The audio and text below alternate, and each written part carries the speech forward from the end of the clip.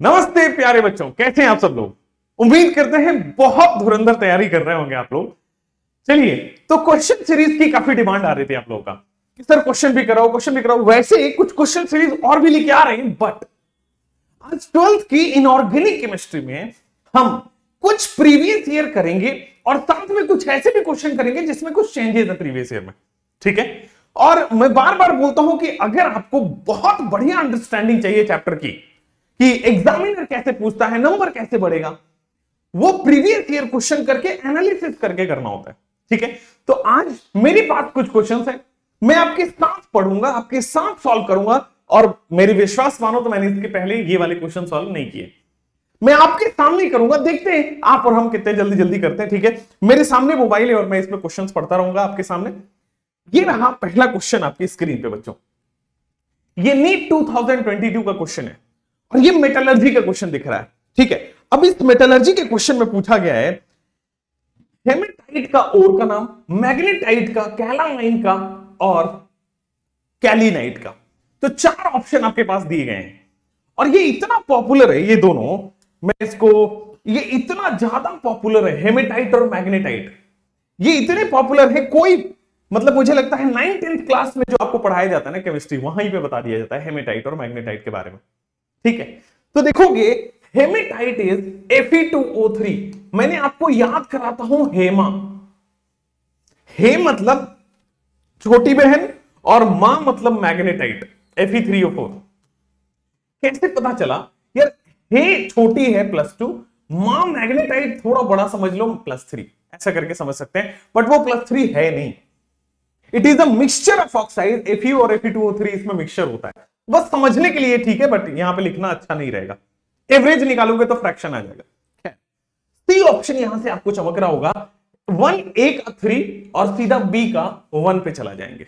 ठीक है, इतने से ही पूरा क्लियर हो जाएगा। तीसरे ऑप्शन पे जाएंगे, कैलामाइन क्या होता है, तो कैलामाइन इज ZnCO3, जिंक का कार्बोनेट को हम कैलामाइन कहते हैं। ये तीनों हमने बड़े अच्छे से बच्चों पढ़ा हुआ है। ठीक है, मैं स्क्रीन में देख रहा हूं, कैमरा यहां है, चलो अब यहां देखूंगा कैमरे में। नेक्स्ट क्वेश्चन पे लेके जाते हैं। नेक्स्ट क्वेश्चन पे आपकी स्क्रीन पे रहेगा गिवन बिलो, ये भी मेटलर्जी का क्वेश्चन है। ठीक है, मैं मेटलर्जी फिर DNF ब्लॉक फिर P ब्लॉक ऐसे करके चल रहा हूं। ये भी 22 का ही क्वेश्चन है। देखो मेटलर्जी इंपॉर्टेंट चैप्टर हो गया था 22 के लिए, लेकिन अगर मेटलर्जी 22 में पूछा गया है तो शायद इस बार ना पूछा जाए या एक क्वेश्चन पूछा जाए, ध्यान दीजिएगा। Ellingham diagram provides an idea about the feasibility of a reaction। और दूसरा कह रहा है Ellingham diagram explains the rate of a reaction।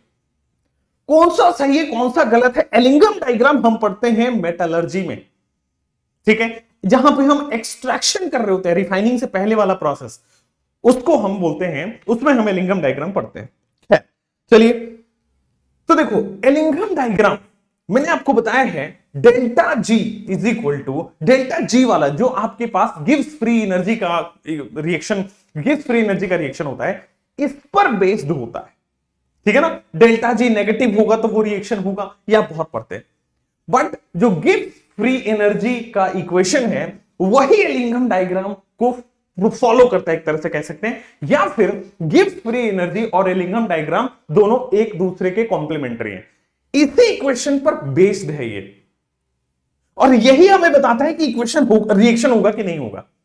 इसका मतलब ये भी बताता है रिएक्शन की फिजिबिलिटी और ये भी बताता है रिएक्शन की फिजिबिलिटी। तो स्टेटमेंट 1 बहुत सही है, लेकिन Ellingham diagram rate of the reaction या रिडक्शन नहीं है, वो रिएक्शन है, रेट ऑफ रिएक्शन थोड़ी बताता है, काइनेटिक्स थोड़ी हो रहा है। तो 2 तो इनकरेक्ट है, 1 अपना करेक्ट है बच्चों। आगे बढ़ जाते हैं, ए option is the correct answer. चलते हैं उसके बाद थर्ड पे, इसका मैं पीडीएफ भी शेयर कर दूंगा, इसमें आंसर भी मार्क्ड है तो आपके लिए और आसान हो जाएगा। चलिए, which one of the following is not a calcination? 2 तरह के होते हैं बेटा, कैल्सिनेशन और रोस्टिंग, एक्सेप्ट नंबर 2। ठीक है ना, कैल्सिनेशन और रोस्टिंग समझते हैं। कौन कैल्सिनेशन नहीं है? Which of the following is not a calcination reaction?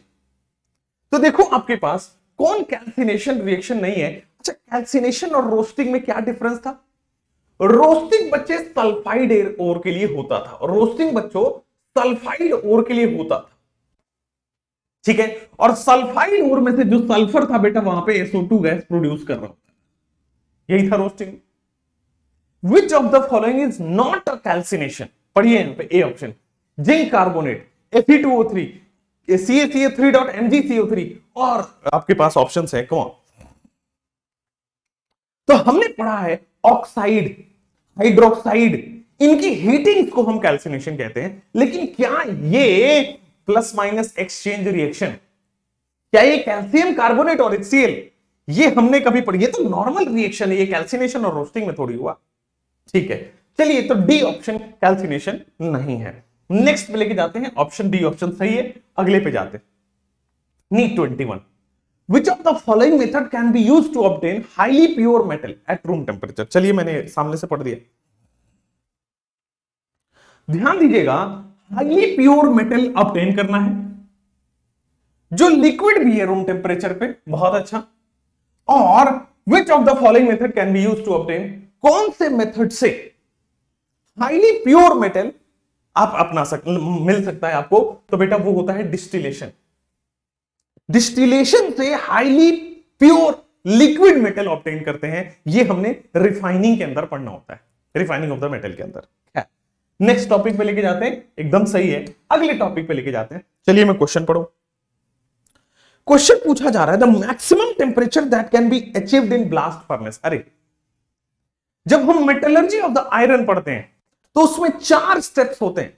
Metallurgy of the iron जब हम पढ़ते हैं तो उसमें हम ब्लास्ट फर्नेस बनाते हैं, ठीक है ना, उसमें हम ब्लास्ट फर्नेस बनाते हैं, और ब्लास्ट फर्नेस कुछ इस तरह से होता है इसमें, ठीक है। यहां पे बहुत सारे बेड्स लगे होते हैं और इन्हीं बेड्स में टेम्परेचर बढ़ाया जाता है, ठीक है।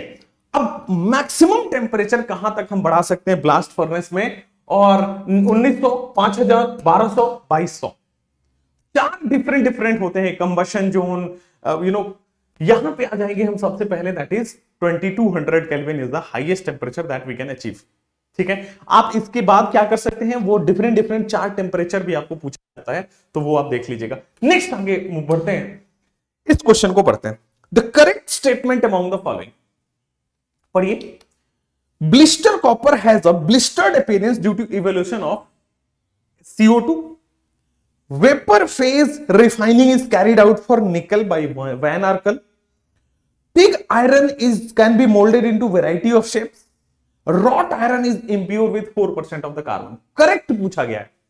देखो पहला गलत है, ब्लिस्टर कॉपर में वो होता है ब्लिस्टर्ड अपीयरेंस, मतलब फूल गया होता है, ठीक है, पपड़ी निकलना, और वो CO2 के नहीं SO2 की वजह से होता है, तो ये तो गलत हो गया,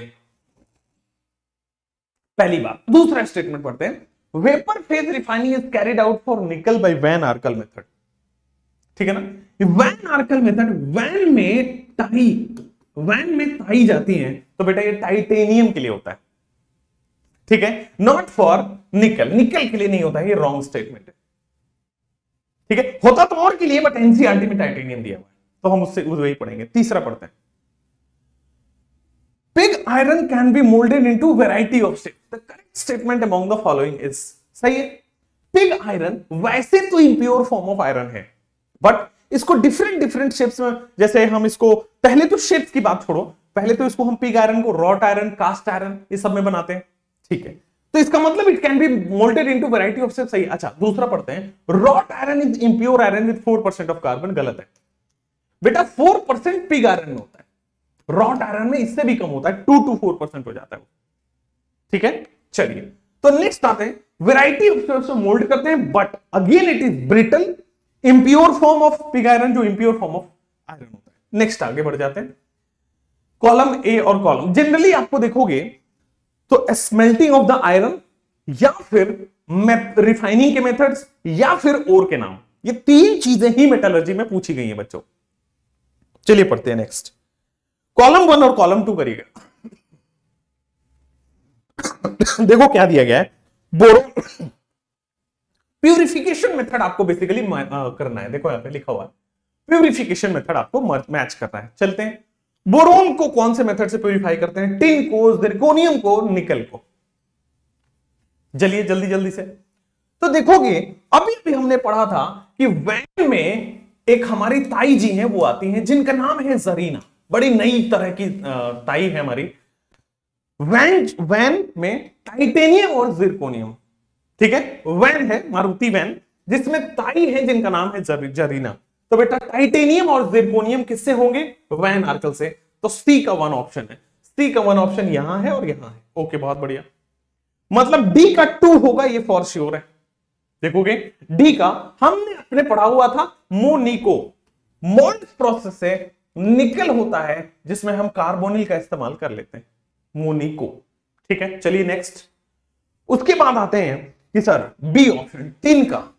यार टिन जो है वो हम लिक्वेशन से करते थे। Refining method of tin is liquation. कहां आ गया? ये रहा। और बोरोन जो है वो आपके जोन रिफाइनिंग मेथड से वो होता है, सेमीकंडक्टर्स, है ना, हाईली प्योर सेमीकंडक्टर्स ऑब्टेन हो जाते हैं इससे। कहां से? जोन रिफाइनिंग वाले मेथड से। तो आपके पास ए ऑप्शन मैच कर रहा है, A option is the correct option. Next move करते हैं इस वाले पे, आइडेंटिफाई द इनकरेक्ट। चलिए पढ़ लेते हैं आपके साथ साथ। पहला statement, scientific and technological process used for isolation of the metal from its ore is metallurgy. Incorrect, scientific and technological use for isolation, सही तो है ये। मेटलर्जी क्या है? जमीन के नीचे से ओर में से मेटल निकालना, दिस इज मेटलर्जी। अब आ जाओ, mineral are naturally occurring chemical substance in the earth crust, बिल्कुल सही है, ठीक है ना। ओर और मिनरल एक थिन सा डिफरेंस होता है और वो भी अर्थ के नीचे पाए जाते हैं। चलिए next, ore are mineral that contain may contain a metal, incorrect.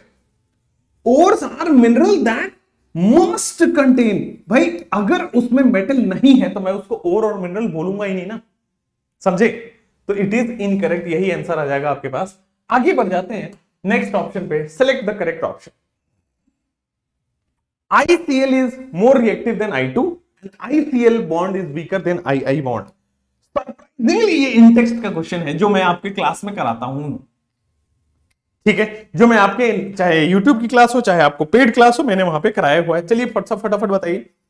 Assertion कह रहा है कि ICl is more reactive than I2, reason कह रहा है कि ICl bond is weaker than I2। तो आप इसको ऐसे पढ़ें, ICl is more reactive than I2। पहले तो ये समझे सही है कि गलत है। अगर सही है तो समझे कि because ICl bond is weaker than II bond।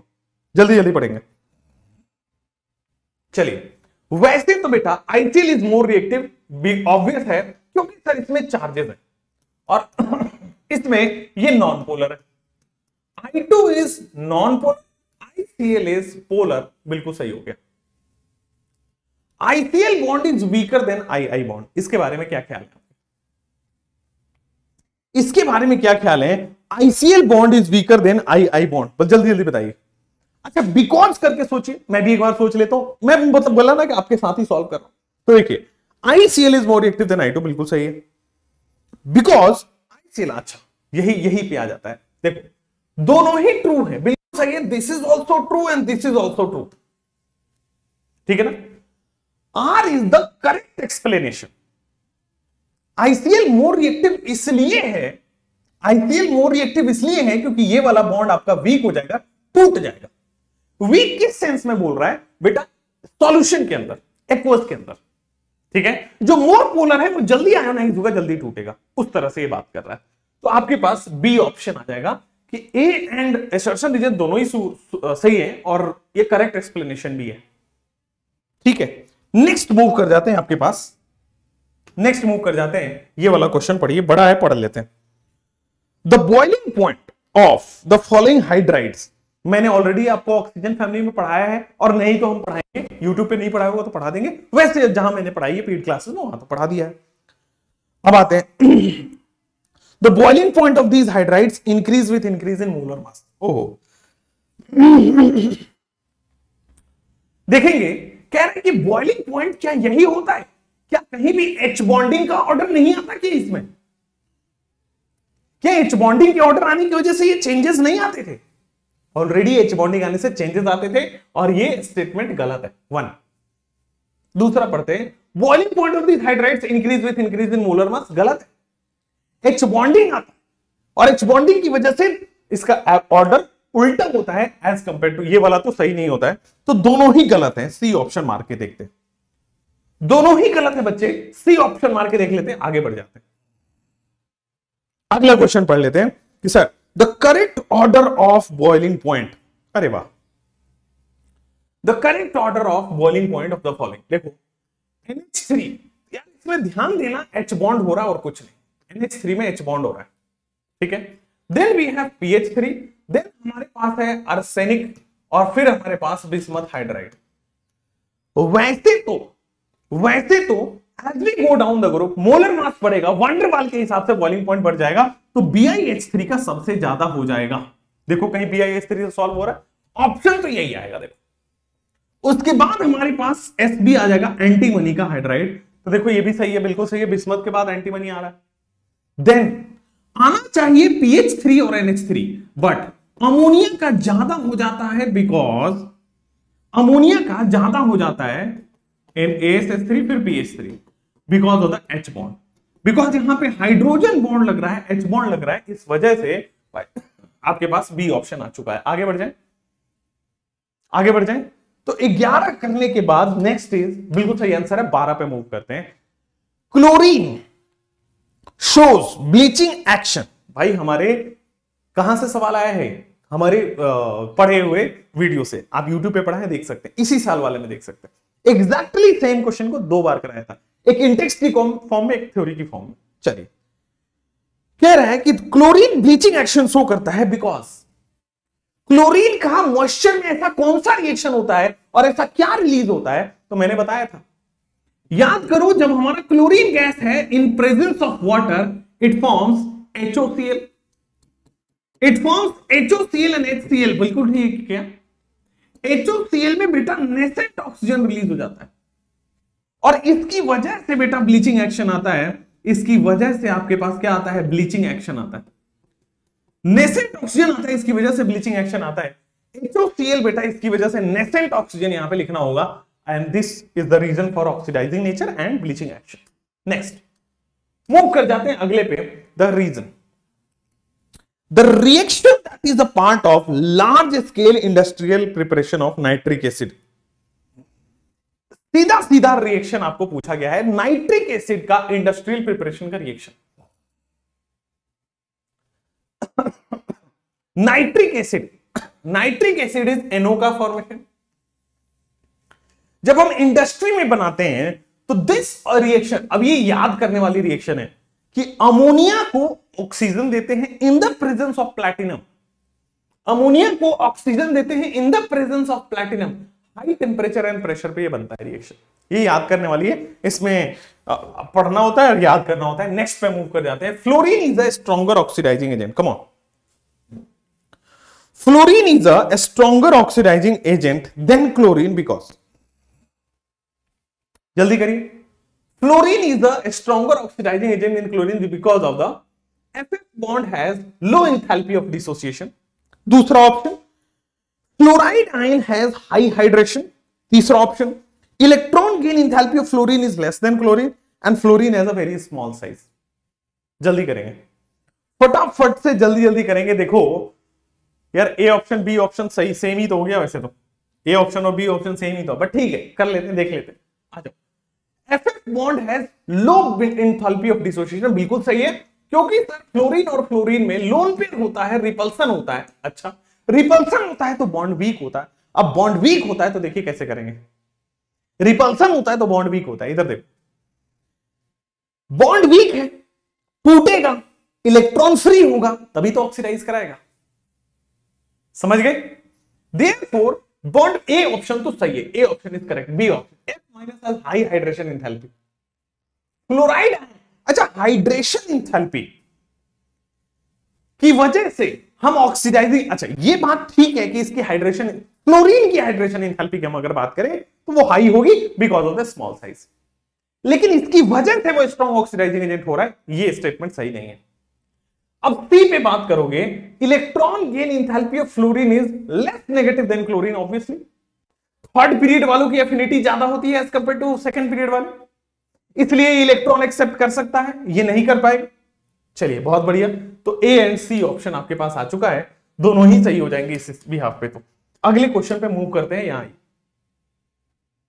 जैसे आप अगले क्वेश्चन पे मूव करोगे, in the light of below statement, below statement दिया गया। अब देखोगे तो मैं कोई बहुत सरल क्वेश्चन कराने के पक्ष में नहीं हूं, थोड़ा दिमाग चले, आप सोचो, स्क्रीन पॉज करो फिर आंसर। चलिए, in the light of the below statement choose the correct option. जल्दी जल्दी करना है। जैसे ही आप करोगे एसिड स्ट्रेंथ इंक्रीजेस, ऑब्वियसली भाई ये तो सही है, एसिड स्ट्रेंथ बढ़ेगा। ऐसे जो हाइड्रोजन जल्दी रिलीज करेगा वो ज्यादा एसिड है।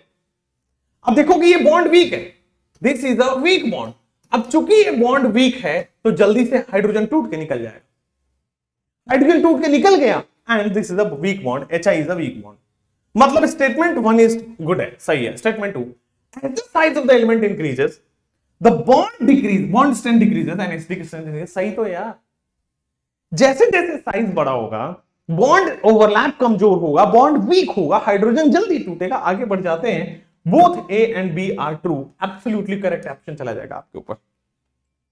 नेक्स्ट, जैसे ही आप जाओगे देख लेते हैं, सही है, आगे बढ़ जाते हैं। Incorrect about the noble gas पढ़ लेते हैं एक बार यहां से कि sir which of the following is incorrect about noble gas? noble gas है weak dispersion force, इनकरेक्ट पूछा गया। ऑब्वियसली भाई नोबल गैस में नॉन पोलर है, weak van der Waals force of attraction लगता है। चलिए next, noble gases have large positive value of electron gain enthalpy, क्योंकि वो स्टेबल है, इलेक्ट्रॉन लेना नहीं चाहता है, हमें अपनी तरफ से एनर्जी देना पड़ेगा, वो भी पॉजिटिव इलेक्ट्रॉन गेन एंथैल्पी। हमने पीरियोडिक टेबल के लेक्चर में ऑलरेडी ये स्टेटमेंट लिखा हुआ है। Noble gases are sparingly soluble in water, अच्छा, and noble gases have very high melting and boiling point. इन दोनों में से आपको क्या लग रहा है? Noble gases are sparingly soluble in water and noble gases have very high melting और बॉइलिंग पॉइंट। तो देखोगे ये बात भी ट्रू है, हमने कहां पढ़ा है? हमने फिजिकल प्रॉपर्टीज इनर्ट गैस इसी चैनल पे वीडियो में पढ़ा हुआ है, देख सकते हैं जाके, ठीक है। Noble gases have very high melting and boiling point, ये स्टेटमेंट रॉन्ग है, ये स्टेटमेंट गलत है। क्यों? अरे यार, weak van der Waals force of attraction हो रहा है जिसकी वजह से लो मेल्टिंग और बॉइलिंग पॉइंट होगा। तो आंसर इनकरेक्ट अगर पूछा गया है तो डी ऑप्शन मार के आगे बढ़ सकते हैं। अगले क्वेश्चन पे आ जाते हैं। जैसे ही आप अगले क्वेश्चन पे जाओगे, पूछा गया है in which of the following arrangement the given sequence is not correct, ठीक है ना। कह रहा है given sequence is not matching it. तो पहला वाला देखो, इंक्रीजिंग एसिडिक, ये वाला बेसिक ऑर्डर हम पढ़ते हैं। नाइट्रोजन के पास लोन पेयर है, स्मॉल साइज है, तो लोन पेयर आराम से डोनेट होगा स्मॉल साइज की वजह से, और बेसिक हो गया, और उसका उल्टा कर दिया तो एसिडिक, ये तो सही है। इंक्रीजिंग ऑक्सीडाइजिंग पावर, जल्दी जल्दी करेंगे, इंक्रीजिंग ऑक्सीडाइजिंग पावर, ये भी सही है बेटा। रिड्यूसिंग पावर अगर आप पढ़ोगे तो ये रहेगा। आप यहां से भी जज कर सकते हो, सर ये Pb+4 में खट से रिड्यूस होना चाहेगा, तो इसका तो जल्दी से रिड्यूस करने का मन कर रहा है, तो ये खुद रिड्यूस होगा तो दूसरों को ज्यादा ऑक्सीडाइज करेगा। तो this is a good option, अच्छा ऑप्शन। एसिडिक स्ट्रेंथ, ये भी सही है, एसिडिक स्ट्रेंथ बिल्कुल सही है, HF, HCl, HBr, HI। फिर लास्ट ऑप्शन आते हैं increasing pKa value. Increasing pKa value मतलब decreasing Ka value. Increasing pKa value का मतलब डिक्रीजिंग Ka वैल्यू, मतलब एसिडिक स्ट्रेंथ का कम हो रहा है, एसिडिक स्ट्रेंथ कम हो रहा है। बेटा क्या ये एसिडिक स्ट्रेंथ कम हो रहा है? नहीं, ये एसिडिक स्ट्रेंथ बेटा बढ़ रहा है, बिकॉज जो जल्दी हाइड्रोजन देगा उसका एसिडिक स्ट्रेंथ बढ़ जाएगा, जो जल्दी हाइड्रोजन देगा उसका एसिडिक स्ट्रेंथ बढ़ जाएगा। डी ऑप्शन, मजा आ गया सर। 17, अब 17 के बाद यहां आते हैं, 17 के बाद यहां आते हैं 18। Which of the following compound of sulfur has OO linkage? Which of the following compound of sulfur has OO linkage? आइए, सबके स्ट्रक्चर में कौन में पेरोक्साइड लिंकेज है? Which of the following has OO linkage? आ जाओ, सल्फ्यूरिक एसिड आप सब लोग पढ़ते हो, पहला बना के बताता हूं, सल्फ्यूरिक एसिड में कहीं भी पेरोक्साइड लिंकेज नहीं है। H2H2O8, H2H2O8, देखो सल्फर होगा H2H2O8, सल्फर होगा तो देखो आप सबसे पहले H2SO4 बना दो, यहां पे OH और यहां पे OH। अभी देखोगे हमने H2H2O7 बना रखा है, H2H2O6 बना रखा है, H2SO8 बनने के लिए कुछ इस तरह से करना पड़ेगा। तो this is H2SO8 peroxo disulphuric acid, H2SO8, हाँ या ना? Which of the following compound has OO linkage? H2SO8 peroxo disulphuric acid. मजा आ गया? चलिए, जैसे आप ये करेंगे H2SO7 में क्या दिक्कत है? तो बेटा सिंपल ऑक्सीजन आएगा वहां पे। H2SO7 में क्या आएगा? सिंपल ऑक्सीजन आएगा। तो this is the simple oxygen H2SO7, ठीक है। H2SO3 की तो बात कम ही है। H2SO5 होता है कैरोज एसिड, इसका ध्यान रख लेंगे। H2SO5 इज कैरोज एसिड, कैरोज एसिड, ठीक है। यहां पे आपके पेरोक्साइड लिंकेज आता है और यहां पे भी पेरोक्साइड लिंकेज आ रहा है। इसमें से कैरोज तो ऑप्शन में नहीं है, इसलिए यही ऑप्शन में है। अगले पे मूव कर जाते हैं स्क्वायर। अच्छा, इसमें वीबीटी पे क्वेश्चन आ गया, वीबीटी वीएसीपीआर का क्वेश्चन आ गया, फटाफट से करिए। मैच जेनॉन का, और आप देखेंगे अगर तो पूरा पूरा हमने ऑलरेडी हमारे नोट्स में डिस्कस्ड है, सारा का सारा डिस्कस्ड है, ठीक है।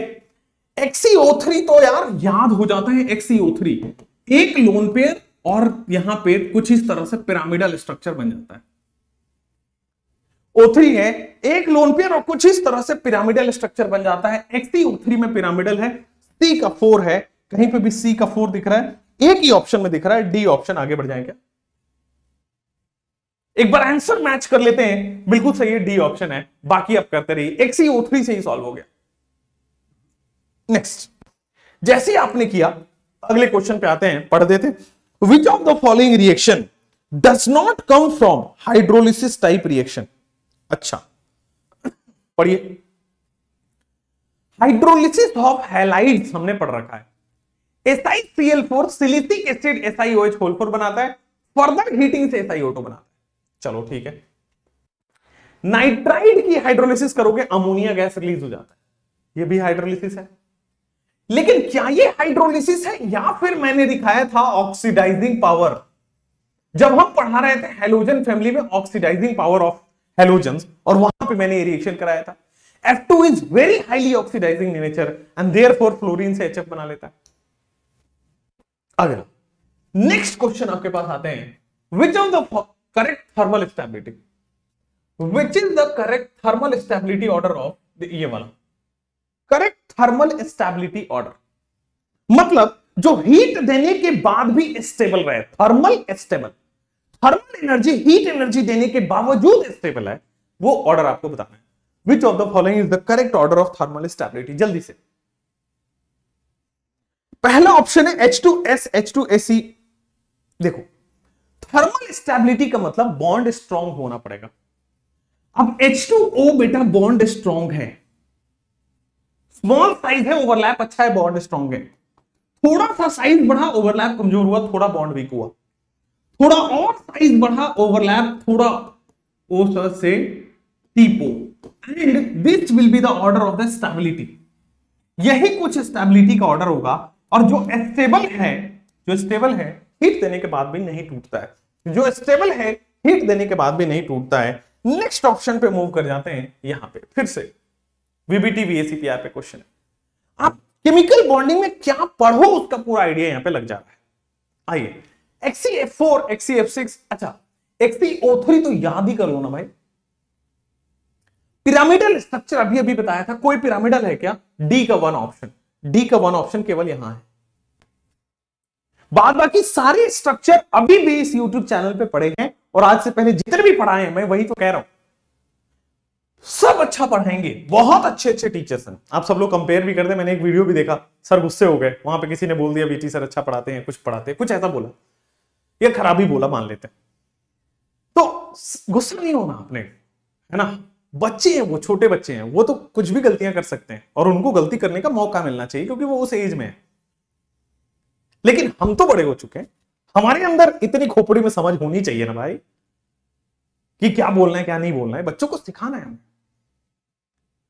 तो कोई कंपेयर कर रहा है तो बच्चों को बस इतना बोलना है कि दोनों ही अच्छे टीचर्स हैं, दोनों ही नीट के लिए पढ़ा रहे हो, मजा आ रहा है, आप लोग पढ़ो बस।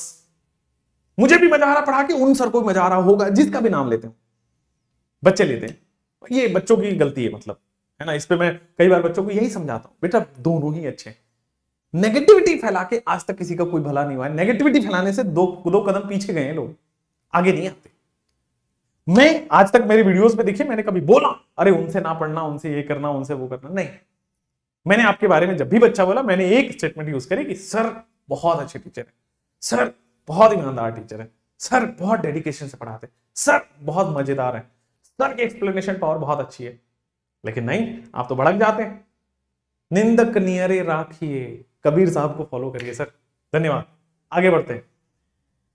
नेक्स्ट सी ऑप्शन, है ना। अब एक वीडियो मेरे सामने आया, मैंने देखा, वो हो गए, पैनिक हो गए टीचर, अरे सर उनको कैसे बेटर बोल दिया। अरे बच्चे हैं यार, मेरे बारे में, मेरे पास भी आके आपके बारे में अच्छे लिखते हैं, मैं पैनिक नहीं होता, मुझे पता है ये बच्चे हैं, इनको सिखाना पड़ेगा हमें, और हमें और आप तो सिखाएंगे यार, क्या सिखाना है। चलिए, pure nitrogen, Haber process, contact process, Deccan process से क्या क्या बनता है। बहुत अभी हाल में ही, बहुत कम समय हुआ, और मैंने डेकन्स प्रोसेस में डिस्कस किया था, बताएंगे कोई? बताना ही पड़ेगा, डेकन्स प्रोसेस में मैंने डिस्कस किया था।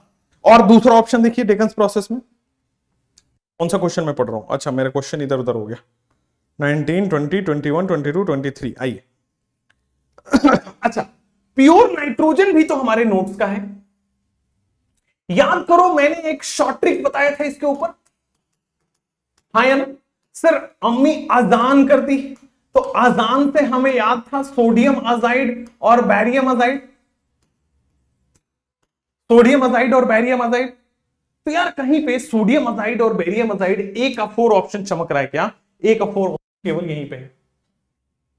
डेकन्स प्रोसेस में थोड़ी देर पहले Cl2 बनाया था भाई, याद करो, Cl2 बनाया था डेकन्स प्रोसेस से, तो D का 1 होगा, D का 1 यहां है, A का 4 यहां है, ए ऑप्शन मार के आगे बढ़ जाते हैं। बाकी आगे नेक्स्ट, अगेन VBT और VACPR का क्वेश्चन बच्चे,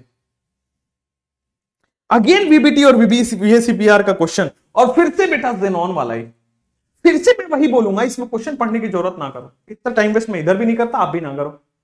XeO3 पिरामिडल है, हमने बार बार बना के देख लिया, तो B का 3 ऑप्शन आ रहा है, केवल यहीं पे है, B ऑप्शन मार के हम आगे बढ़ सकते हैं। अच्छा यहां पे D ऑप्शन कैसे है, अच्छा B का 3 यहां भी तो है, चलो नेक्स्ट चेक कर लेते हैं, कोई दिक्कत थोड़ी है। XeF6, चलो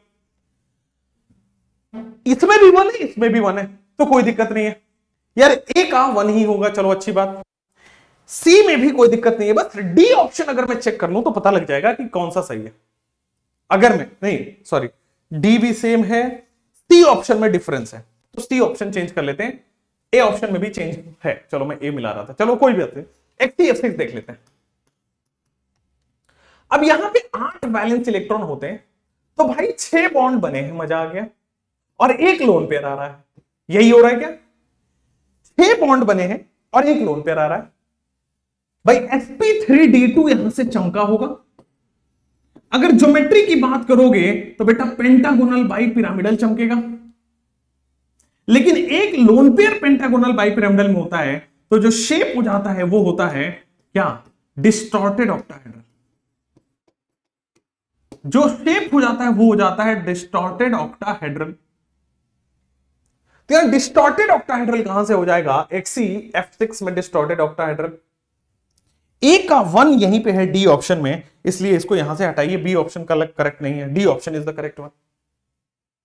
चलिए नेक्स्ट मूव कर जाते हैं। जैसे आप नेक्स्ट मूव करोगे बेटा, गैडोलिनियम F ब्लॉक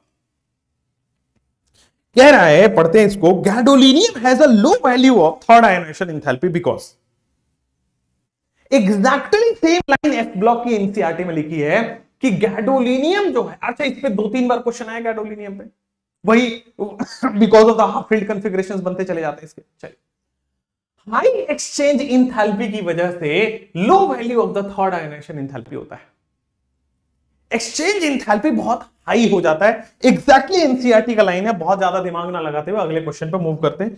नीट 22 का ये भी सवाल है, जल्दी। इन द न्यूट्रल और फेंटली अल्कलाइन मीडियम, न्यूट्रल और faintly alkaline medium KMnO4 oxidize होता है आयोडाइड माइनस को वो कर देता है, ऑक्सीडाइजेस आयोडाइड इनटू आयोडेट। बहुत अच्छा।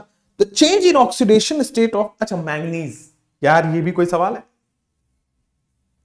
हमने KMnO4 की I माइनस से रिएक्शन कराते हैं तो ये तो ऑक्सीडाइज करेगा ही ना I माइनस, और जो भी करे आयोडेट में कर गया। लेकिन इसका क्या होता है, Mn+7 से कहां चला जाता है, +2। मैंगनीज जो है बेटा वो +7 से +2 में चला जाता है। Mn+7 से +2, +7 से +4, नॉट +2 यार, ये एसिडिक होता है। +7 से +2 जो है वो एसिडिक होता है। This is +4। कौन सा, ऑब्वियसली बी ऑप्शन मार के चले जाते हैं आगे। नेक्स्ट ऑप्शन आपके स्क्रीन पे आगे, +7 से +2 अगर बोला जाए तो वो एसिडिक हो जाएगा। नेक्स्ट चलिए करते हैं, मैच लिस्ट 1 विद लिस्ट 2। ये क्वेश्चन आपके क्लास स्टार्ट होने से जस्ट पहले मुझे मिला था, ठीक है, तो मैंने सोचा फटाफट आपके सामने ही सॉल्व कर देते हैं, पहले देख के नहीं आएंगे। चलिए आइए, लिस्ट 1 और लिस्ट 2 को मैच करना है, इधर और इधर, ठीक है। चलिए पहला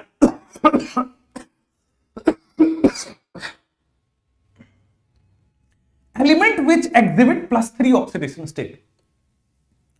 याद करो स्कैंडियम हमेशा +3 में होगा बच्चे।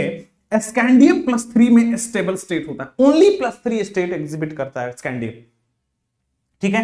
ये डी ब्लॉक का दूसरा पैराग्राफ जब आपके ऑक्सीडेशन स्टेट का आता है वहां पे लिखा हुआ है, एक पूरी टेबल बनाई गई है, इंक्रीजेस अप टू मैंगनीज और डिक्रीजेस अप टू जिंक, ठीक है। स्कैंडियम +3, डी का 3 यहां भी है और ए में भी है, बट ए में भी लेके चलते हैं, देखते हैं कौन सा सही है। बी में देखते हैं, element which exhibit more number of oxidation state. याद करो सबसे ज्यादा ऑक्सीडेशन स्टेट यहां होता है, +7 तक होता है, ठीक है। +7 तक होता है तो बी का 1 हो जाएगा।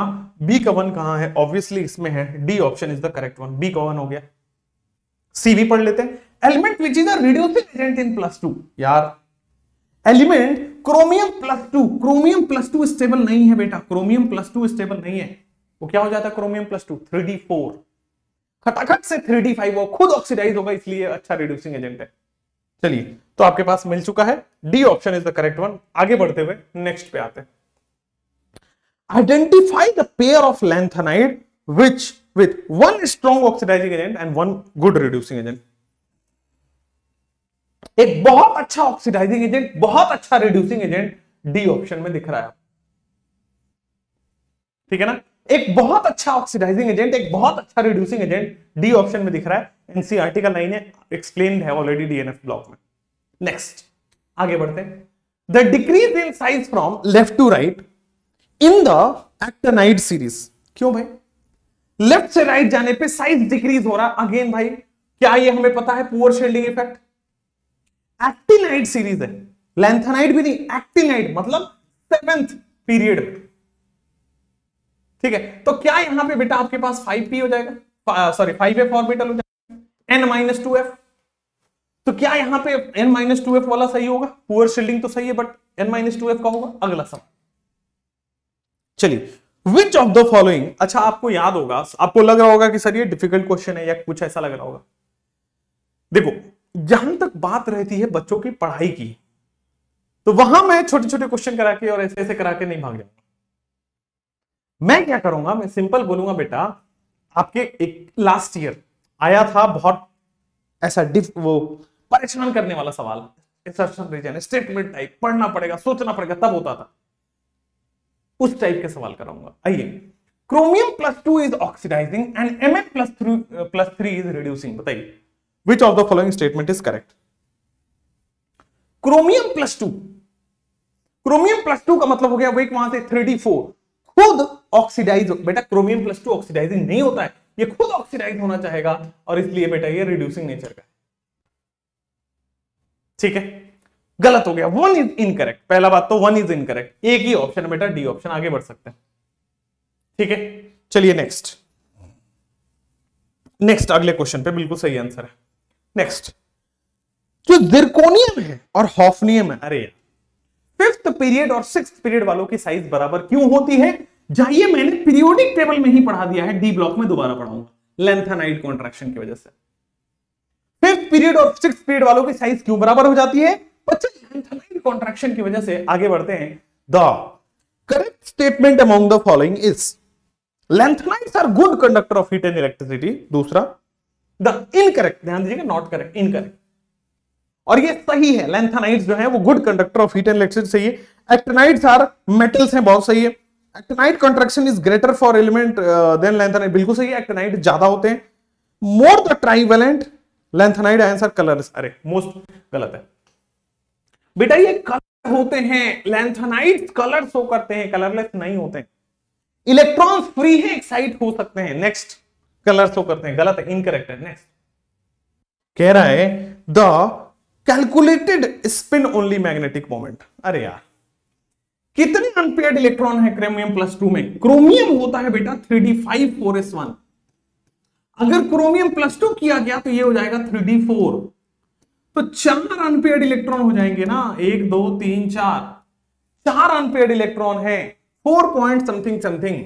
जितने भी अनपेयर्ड इलेक्ट्रॉन होते हैं उसका मैग्नेटिक मोमेंट आप निकालते हो n × n+2 बोर मैग्नेटॉन। बेटा √4 × 6, 4 × 4 + 2 √24 बोर मैग्नेटॉन। वैसे बच्चे सीधा देख लो, जितने अनपेयर्ड इलेक्ट्रॉन होते हैं उतने ही को पॉइंट लगा दो तो वो हो जाता है मैग्नेटिक मोमेंट। नेक्स्ट, जैसे हमने ये किया, अगले ऊपर मूव कर जाते हैं। ये वाला क्वेश्चन फॉर्मूला पूछा गया है, चलिए जल्दी से करेंगे। यूरिया रिएक्ट्स विथ वाटर, अच्छा, to form A which decomposes to form B. When passed through Cu+2, deep blue color solution of C is formed. What is the formula of C?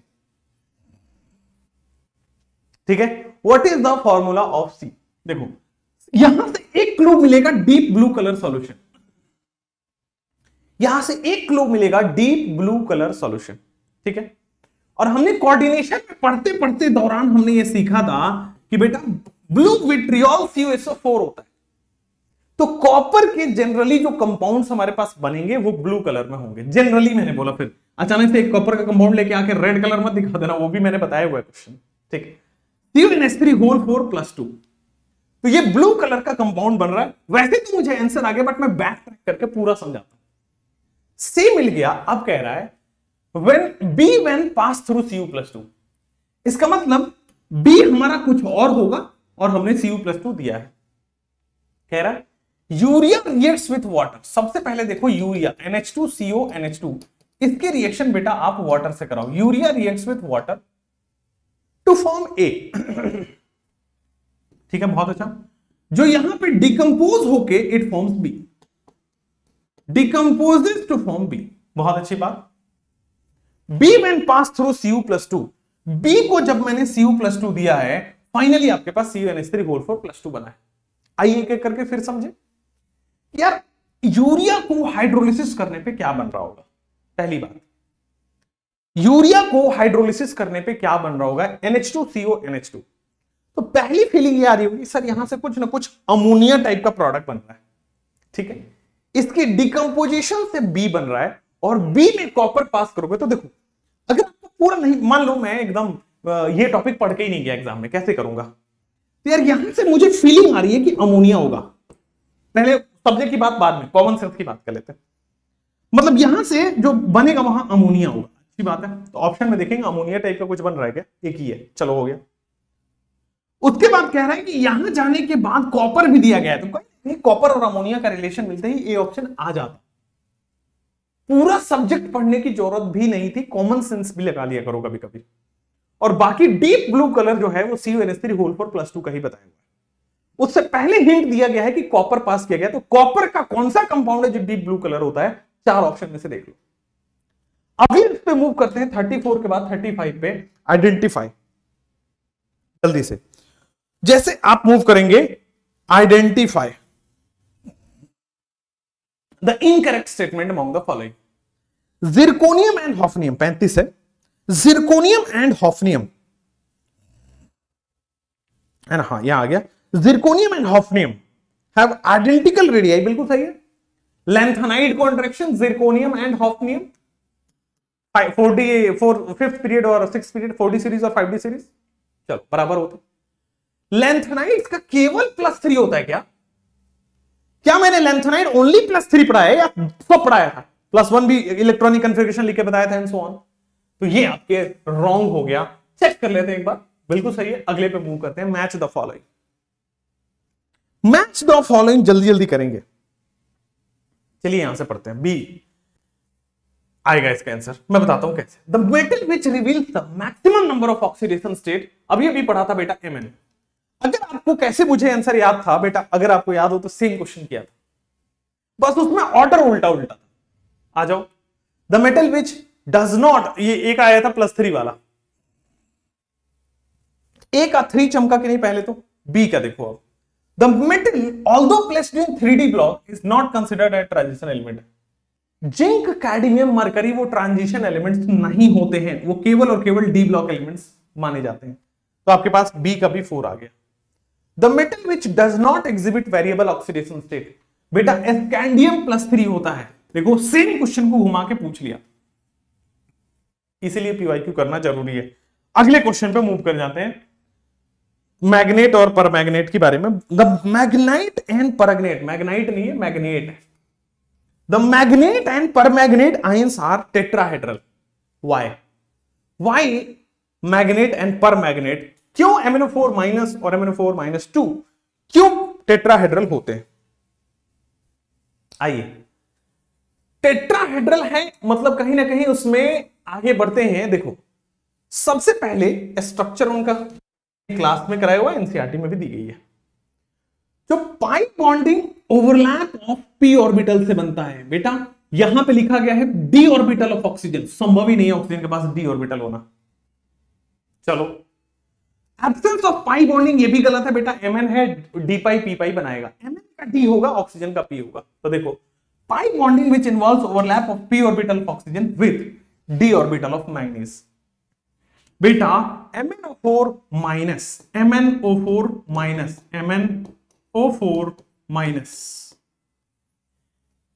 Pi bonding होता है, इसका P orbital इस्तेमाल होगा और इसका D orbital इस्तेमाल होगा, और वही लिखा गया है इसमें B option.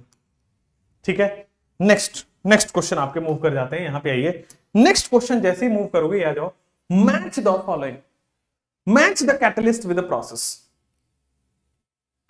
Match the catalyst with the process. चलो जल्दी जल्दी करेंगे। Match the catalyst with the process 1, V2O5 क्या बनाएंगे, PdCl2 निकल कॉम्प्लेक्स। अच्छा कोऑर्डिनेशन का बनाएंगे, चलिए जल्दी जल्दी 1 पढ़ेंगे V2O5। यार V2O5 कांटेक्ट प्रोसेस जब हम पढ़ रहे थे, यहां पे SO2 से SO3 तब बना रहे थे जब हमारे पास V2O5 नाम का वो आ रहा था ऑक्सीडाइजिंग। SO2 से SO3 इन द, क्या ये सी ऑप्शन सही है? तो V2O5 के लिए क्या ये सी ऑप्शन चल जाएगा? 1 के लिए सी बिल्कुल सही है, 1 के लिए सी, यहां भी है यहां भी है, देखते हैं। ये याद करो ये क्या है, TiCl4 plus try alkyl aluminium, TiCl4 plus try alkyl aluminium. क्या आपके सामने आ रहा है पॉलीमराइजेशन? क्या आपके सामने आ रहा है पॉलीमराइजेशन? तो this is polymerisation of ethylene, 2 का डी आ जाएगा, बहुत अच्छा। PdCl2, इथाइलिन से इथेनॉल जब हम बनाते हैं तो यहां पे PdCl2 का इस्तेमाल करते हैं। Nickel complex is polymerisation of alkyne, तो आपके पास A option is the correct option. अगला मूव कर जाते हैं, यहां पे IUPAC नेम बताना है, बड़ा सिंपली आपको समझ आएगा यहां पे, बड़ा simply die aqua silver 1 Ag+1 में होता है। तो डाई एक्वा सिल्वर 1 यहां पे आ गया है, और कहीं नहीं है, डाई एक्वा सिल्वर 1 यही है। डाई साइनिडो सिल्वर, तो डाई साइनिडो और सिल्वर ना होकर इस बार अर्जेंटेट होगा, क्योंकि यहां पे माइनस होता है और पहला वाला कॉम्प्लेक्स प्लस होता है, तो डाई साइनिडो अर्जेंटेट 1। ए ऑप्शन आगे बढ़ जाते हैं, 39 का ए ऑप्शन में हम आगे बढ़ गए। जैसे हम 39 के ए ऑप्शन में आगे बढ़ेंगे, नेक्स्ट वन विल बी आपके सामने, identify the correct statement among the following. Correct statement among the following, आइए कह रहा है shape of dxy dy z dzx बिल्कुल सही है, सिमिलर है, क्योंकि बिटवीन द एक्सिस वाले ऑर्बिटल। dx² माइनस y² और dz² जो है वो ऑन द एक्सिस वाले ऑर्बिटल्स है, वो ऑन द एक्सिस वाले ऑर्बिटल हैं। dx² माइनस y² dz² वो ऑन द एक्सिस वाले ऑर्बिटल्स हैं, ए ऑर्बिटल्स, 40 का ए। जैसे ही आप आगे बढ़ेंगे बेटा 40 का ए के बाद द एनर्जी, अरे एनर्जी एब्सॉर्ब, आप मुझे बता पाएंगे इसमें कैसे आंसर दिया गया है? जितना ज्यादा strong field ligand, more SFL more energy, more strong field ligand more energy. जितना स्ट्रॉन्ग फिलिगेंट होगा उतने ज्यादा एनर्जी होगी। सी का सबसे ज्यादा स्ट्रॉन्ग फिलिगेंट होगा। फिर दो स्ट्रॉन्ग फिलिगेंट यहां है, सबसे कम यहां है, तो C A B CAB, more strong field ligand and more energy. Next question पे मूव करते हैं बच्चे। The number of bridging carbonyl CO2 CO8 NCERT में दिया गया है। दोनों का दोनों का ही एनसीईआरटी में एग्जांपल दिया गया है। 42 में मूव कर जाते हैं बेटा। CO2 CO8 और Mn2 CO10, वहां पे तो कोई भी नहीं है बेटा। 5 CO Mn से लगा होता है। यहां पे Mn और Mn जो है ये 5 CO यहां पे लगे हैं और 5 CO यहां पे लगे हैं। 5 CO यहां पे, 5 CO यहां पे, तो कोई दिक्कत नहीं। CO2 CO8 में बेटा 2 कार्बोनिल आ जाते हैं रेस्पेक्टिवली। ए ऑप्शन, 42 का ए ऑप्शन आएगा। नेक्स्ट, दोनों का स्ट्रक्चर एनसीईआरटी में दिया है, नहीं देखें तो देख लीजिएगा। स्पिन ओनली मैग्नेटिक मोमेंट, जल्दी जल्दी करेंगे। The correct order of spin only magnetic moment of the following given complex. 43, the correct order of spin only magnetic moment. बेटा मोर अनपेयर्ड इलेक्ट्रॉन, जितना ज्यादा अनपेयर्ड इलेक्ट्रॉन होगा, more unpaired electron more magnetic moment. जब आप, अब जो यहां पे उतना टाइम मैं नहीं दे पाऊंगा है ना, तो इसलिए सीधा सीधा 43 का डी ऑप्शन कर दीजिएगा। ठीक है, इसमें सबसे ज्यादा अनपेयर्ड इलेक्ट्रॉन है और इसमें सबसे कम अनपेयर्ड इलेक्ट्रॉन है। ठीक है, कैसे बता देता हूं। यहां पे Fe+3 है, Fe+3 है और यहां पे ध्यान दीजिए सर, ये स्ट्रॉन्ग फिलिगेंट है। इस Fe+3 का मतलब 3d5 हुआ। हां सर, स्ट्रॉन्ग फिलिगेंट है मतलब अनपेयर्ड इलेक्ट्रॉन केवल एक बचा है, 4 तो पेयर्ड हो गए। अब यहां पे आ जाओ, कोबाल्ट+2। कोबाल्ट क्या होता है? फेको, मतलब 27, 3d7 4s2, तो बच जाएगा 3d7। ठीक है, 3d7 की आप बात करोगे, 1 2 3 4 5 6 और 7, 3 अनपेयर्ड इलेक्ट्रॉन है। n=3। यहां पे Mn+3 है, Mn+3 का मतलब हो गया 3d4, तो 4 अनपेयर्ड इलेक्ट्रॉन है क्योंकि वहां पे पेयरिंग नहीं हुई, वीक फिलिगेंट। नेक्स्ट आपकी स्क्रीन पे आ जाएगा सर ये वाले, मैच लिस्ट 1 विथ लिस्ट 2। फटाफट से match list 1 with list 2। A option पढ़िए, इन दोनों में ए ऑप्शन पढ़िए क्या हो रहा है सर। NO2 और AONO, क्या ये एम्बिडेंटेड लिगेंड्स हैं? और एम्बिडेंटेड लिगेंड लिंकेज आइसोमेरिज्म, तो ए का 3 लिख सकते हैं, ये भी है और ये भी है। देखते हैं ए होगा कि सी होगा। अब आते हैं इनमें, देखो ये दोनों के दोनों बेटा कॉम्प्लेक्स है, केटाइन और एनाइन, तो क्या इसमें हम कोऑर्डिनेशन पढ़ते हैं? तो क्या इसका 2 हो जाएगा? बी का 2 ही रहेगा, बी का 2 हो जाएगा, ये सही है। सी का देख लेते हैं यार, एक बार Br बाहर है, एक बार SO4 बाहर है, आयन डिफरेंट है, मतलब आयोनाइजेशन आइसोमर हो गया है। सी का 1, बहुत सही। डी वाले में बेटा वाटर इन्वॉल्व है, वाटर इन्वॉल्व है तो अपने आप आंख बंद करके हाइड्रेट मार दीजिए, सॉल्वेट मार दीजिए। C option is correct. अगला ऑप्शन सर्सन reason. Select the correct option, ठीक है ना, सेलेक्ट द करेक्ट ऑप्शन।